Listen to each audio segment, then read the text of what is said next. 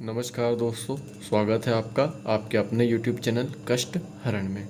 मित्रों, आज हम भगवद गीता के द्वितीय अध्याय के श्लोक 26 एवं 27 पर विचार करेंगे। अथ चैनं नित्यजातं नित्यं वा मनस्यते मृतं यथापि त्वं महाबाहो नैनं शोचितुमर्हसि।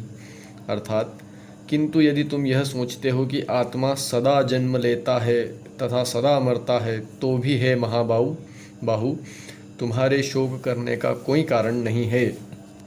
तात्पर्य: सदा से दार्शनिकों का एक ऐसा वर्ग चला आ रहा है जो बौद्धों के ही समान यह नहीं मानता कि शरीर के परे भी आत्मा का स्वतंत्र अस्तित्व है।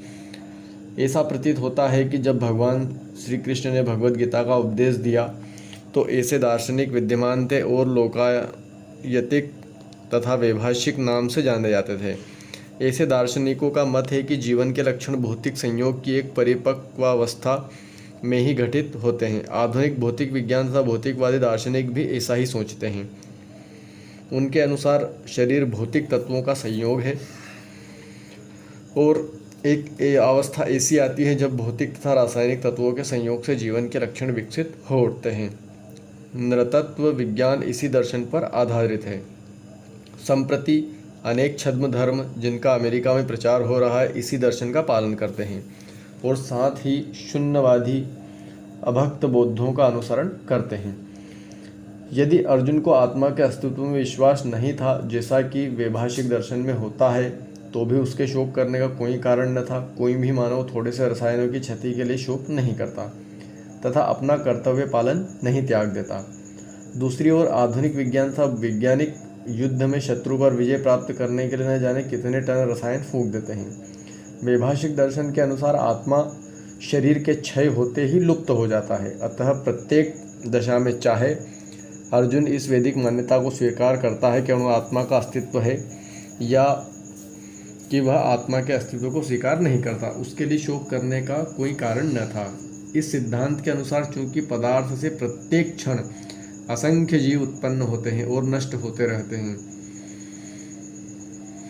अतः ऐसी घटनाओं के लिए शोक करने की कोई आवश्यकता नहीं है। यदि आत्मा का पुनर्जन्म नहीं होता तो अर्जुन को अपने पितामह तथा गुरु के वध करने के पाप फलों से डरने का कोई कारण न था।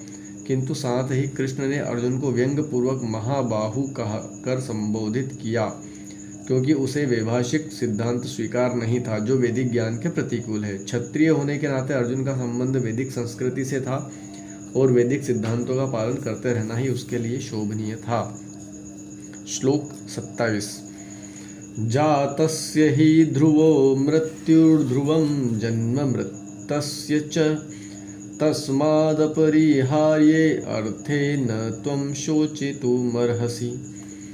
अर्थात, जिसने जन्म लिया है उसकी मृत्यु निश्चित है और मृत्यु के पश्चात पुनर्जन्म भी निश्चित है। अतः अपने अपरिहार्य कर्तव्य पालन में तुम्हें शोक नहीं करना चाहिए। तात्पर्य: मनुष्य को अपने कर्मों के अनुसार जन्म ग्रहण करना होता है और एक कर्म अवधि समाप्त होने पर उसे मरना होता है, जिससे वह दूसरा जन्म ले सके।